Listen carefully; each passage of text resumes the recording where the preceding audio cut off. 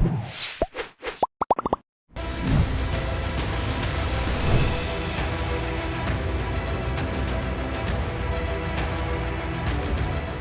video asusila yang diduga mirip selebriti Gisela Anastasia kian panas dan bergulir cepat. Video asusila yang sempat menjadi trending topik dan menjadi pembicaraan di sosial media itu kini telah memasuki babak baru.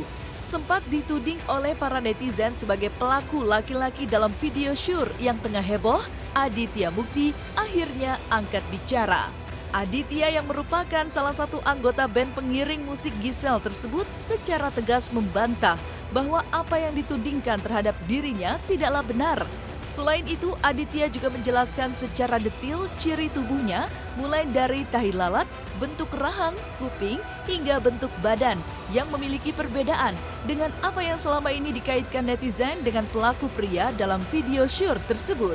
Lantas, seperti apa komentar pakar mikroekspresi Kirdi Putra yang menganalisa mimik wajah Aditya Mukti saat memberikan klarifikasinya?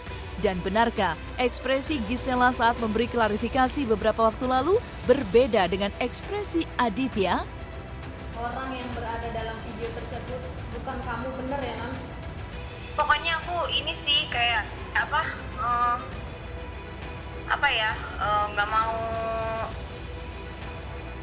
mau bikin runyam semuanya. Kalau kayak gitu yang mukanya kayak aku juga banyak kan gitu, jadi ya nggak mau yang itulah, udah pernah lah, udah lewat gitu. Maksudnya yang begini udah jadi udahlah, ya sama lah gitu.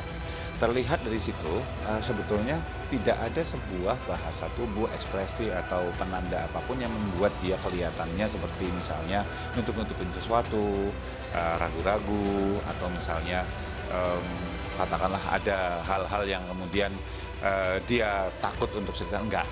Cuman memang ada ketika di beberapa bagian ketika dia bercerita nunjukin bahwa ya, tai lalat segala macam, pas kemudian ini enggak di flip dan sebagainya. Itu ada beberapa penanda, misalnya megang daerah sini, terus kemudian ada beberapa yang terlihat lah kayak gitu. Tapi penanda apa? Penanda bahwa dia agak tertekan, stres. Nah, tertekan atau stres ini memang salah satu penanda terjadi misalnya disepsi salah satunya, tetapi juga bisa bahwa muncul karena dia memang di bagian itu nervous. Kenapa? Kita tahu lah netizen Indonesia begitu ditunjukin bahwa ini saya tirus segala macam, itu pasti akan jadi bahan nanti. Akan dicari sama orang, wah tirusnya gini, wah teori-teori yang luar biasa itu keluar semuanya. Gitu ya. Nah, dan wajar kalau dia tertekan di bagian situ. Memang ketika di awal buat saya ada sesuatu hal yang agak menggelitik buat saya. Ada kata-kata yang buat saya, aduh kenapa sih perlu ngomong kayak gitu? Yaitu kata-kata bahwa dia bilang karena nggak ada klarifikasi dari salah satu pihak gitulah misalnya, kemudian maka dia perlu melakukan klarifikasi. Ada dua nih, satu ya klarifikasi aja, nggak usah perlu kemudian nunjuk pihak lain, nggak klarifikasi harusnya begini begitu dan sebagainya. Yang kedua kemudian ya kan ada dua cara klarifikasi, lakukan klarifikasi aja dengan cara tadi atau laporin aja ke pihak yang berwenang. Nah, ketegasan itu sebetulnya muncul di akhir. Buat siapapun, saya udah klarifikasi ya, buat siapapun istilahnya gitu, bahasa tidak langsungnya, saya udah klarifikasi buat siapa yang masih tanda petik nerusin omongannya selama ini bahwa saya terlibat segala macam dan itu ada hubungannya dengan keluarga, hubungannya dengan omongan tetangga dan sebagainya. Kita akan berhadapan dengan hukum, istilahnya gitu. Ya, atas dasar misalnya pasal pencemaran nama baik. Itu kan udah cukup sebetulnya.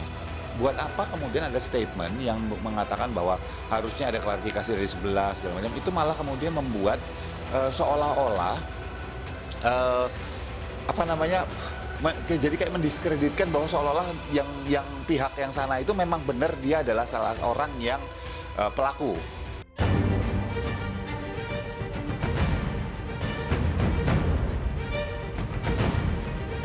Teka-teki siapa sebenarnya sosok yang berada di dalam video panas itu hingga kini masih menuai kehebohan di tengah opini publik yang terus berkembang.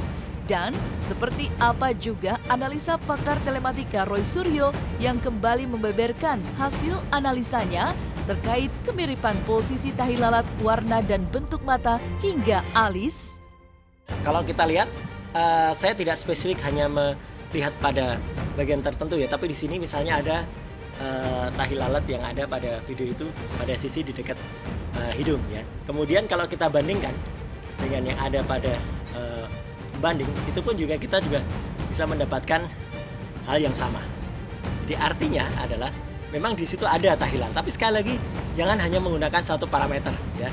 Dalam uji perbandingan dengan menggunakan matriks itu saya lihat di sini pada warna mata ya. Kemudian juga bisa menggunakan parameter yang lain, bentuk mulut. Meskipun ada juga perbedaan misalnya pada bentuk alis. Apa yang ada ini kemudian diskor semuanya. Ya, mata dibandingkan dengan mata, hidung dibandingkan dengan hidung, mulut dibandingkan dengan mulut, lebarnya juga kita ukur ya, apakah itu dimungkinkan persamaan atau tidak. Karena juga harus kita berhati-hati karena jangan sampai kemudian apa yang sudah kita cek ini berbeda. Ini yang kemudian memunculkan hasil yang kita sebut hasilnya adalah 72%. Jadi saya pun ketika 72% menggunakan sampel foto yang berbeda pada hasil yang 74. Jadi ini yang dari video kita ambil pada foto yang dia dari samping. Yang lebih menarik adalah ketika kita lakukan proses dengan software merge ya, atau face merging. Ketika kemudian di merger atau digabung, ya kita bisa melihat misalnya dari wajah yang ada di sebelah bawah ini, dua wajah ini kita gabungkan. Nah ini, ketika dua wajah ini digabung, nah ini ketemunya adalah wajah yang ada di atas. Ya, jadi artinya adalah di sini yang tadinya ada dia menjulurkan lidah, kalau saya gabungkan dengan foto yang dia tidak menjulurkan lidah, hasilnya seperti ini, dan kemudian mata, hidung, telinga seperti ini. Sama seperti ketika di sini dia tadi menjulurkan lidah, kalau kita gabung dengan foto yang tadi yang skornya 74%, ketemunya begini, atau bahkan kita gabungkan dengan yang skornya tadi 72%, yang mulut agak terbuka, ketemunya begini. Jadi artinya dengan menggunakan perbandingan atau komparasi ini sudah bisa digunakan ini sebagai hipotesis awal ya, atau ini petunjuk untuk pihak kepolisian untuk menindaklanjuti. Ya, cuman memang saya kebetulan kebagian sial aja karena mukanya mungkin sedikit pasaran di kalangan orang Cina ya, begini-begini semua mukanya mirip-mirip. Jadi ya kepetuan aja gitu, ke orang Jawa bilang. Ya sial aja lah, lagi sial aja lah.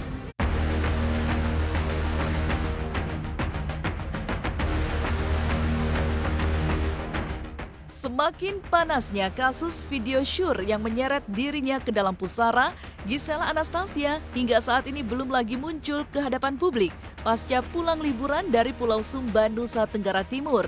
Bahkan ketika tim melakukan penelusuran ke kediamannya untuk menggali informasi seputar keberadaannya saat ini, namun baik Giselle ataupun anggota keluarganya pun tak bisa ditemui sampai saat ini.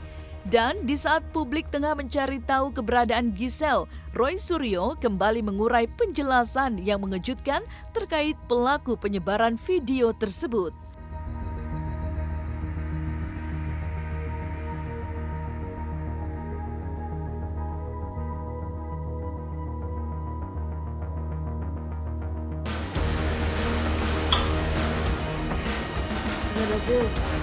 Kan ya yang tahu aku ya tahu lah gitu.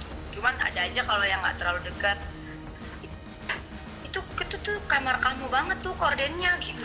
Iya non, Suka kan sedih aku nggak mungkin lah ngapa-ngapain di kamarku yang tidur sama Gempi gitu. Kan kayak ya gitu deh. Ya terserah, kalau netizen ya bebas kan, selalu diberi tempat gitu. Jadi ya mau gimana, aku juga ya nggak bisa aku lakuin, cuman gini aja, menjalani aja, membuktikan hari ke hari kalau memang ya aku berusaha jadi yang terbaik, jadi diri aku aja gitu. Soalnya yang kemarin juga diproses udah kayak gitu, sambil masih nunggu apa ternyata ada lagi. Jadi ya udahlah gitu aja. Sekarang sih kita belum bisa memastikan ya apa gadget yang dipakai ya gitu, karena belum ketemu file aslinya. Karena file aslinya ini kemudian di retake sekali lagi oleh si pembuat video yang diedarkan ya, dihilangkan juga suaranya dan agak sedikit goyang meretake-nya. Kalau ketemu file aslinya kita bisa mengejar ini dibuat dengan gawai atau dengan gadget apa.